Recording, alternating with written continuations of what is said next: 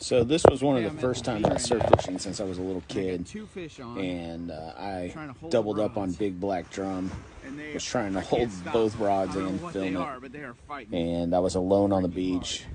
Finally a guy came over to give me a hand and recorded me pulling in the second one.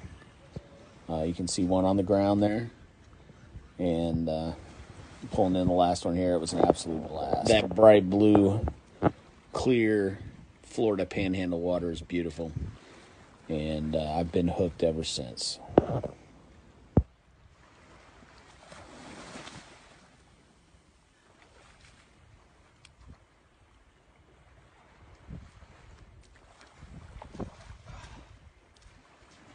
That's a real big ugly, eh? There's my other one right there.